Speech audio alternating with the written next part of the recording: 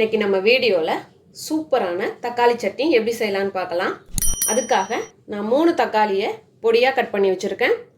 5-6 பூண்டு பல் பொடியாக கட் பண்ணது, 2 மீடியம் சைஸ் பெரிய வெங்காயம் பொடியாக கட் பண்ணது, 1/2 டீஸ்பூன் தனி மிளகாய் தூள், தாளிப்புக்கு 1 டீஸ்பூன் கடுகு உளுத்தம்பருப்பு, கொஞ்சமாக கருவேப்பிலை, ஒரு 1/2 லெமன், உப்பு தேவையான அளவு, எண்ணெய் தேவையான அளவு. இப்போ எப்படி செய்யலான்னு பார்க்கலாம். இப்போ ஒரு கடாய் நான் வச்சுருக்கேன். ஒரு 2.5 டேபிள் ஸ்பூன் அளவுக்கு நான் நல்லெண்ணெய் தான் சேர்க்குறேன். இப்போ எண்ணெய் சூடாயிடுச்சு. இப்போ கடுகு உளுத்தம்பருப்பு கருவேப்பிலை சேர்த்துடலாம். மீடியம் ஃப்ளேம்லேயே இருக்கட்டும். இப்போ கடுகு வெடித்ததும் அதில் பூண்டு,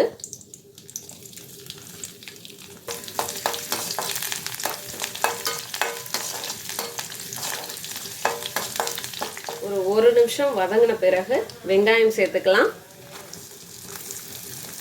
நல்லா பொடியாக கட் பண்ணிக்கோங்க, அப்போ தான் சீக்கிரம் வதங்கும்.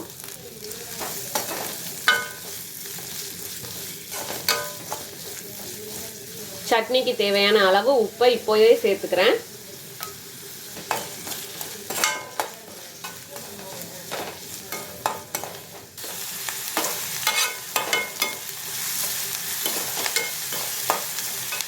இப்போ வெங்காயம் நல்லா வதங்கி வந்துடுச்சு. இப்போ இந்த ஸ்டேஜில் நம்ம சில்லி பவுடரை சேர்த்துடலாம்.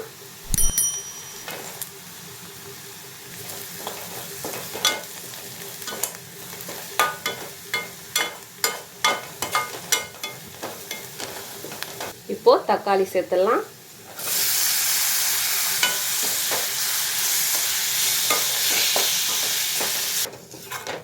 மிளகாய் தூளோட நல்லா சேர்த்து வதக்கிடணும்.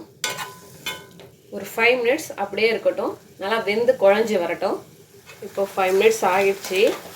நான் ஒரு இதில் 2 to 3 டைம்ஸ் இடையில இது போல் கலந்து விட்டுக்கிட்டே இருந்தேன், ஏன்னா அடி பிடிக்காமல் இருக்கிறதுக்காக. நல்லா வெந்ததும் அப்படியே நல்லா மசிச்சு விட்டுருலாம். இப்போ நல்லா வெந்து குழஞ்சிருச்சு தக்காளி. ஒரு தொக்கு பதத்துக்கு வந்துடணும்.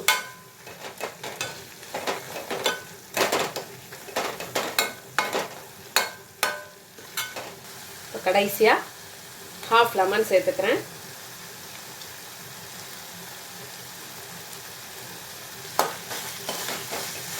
இப்போ லெமன் சேர்த்து 2 வாட்டி கிண்டி விட்டுட்டு அப்படியே சிம்மில் வச்சுட்டேன்.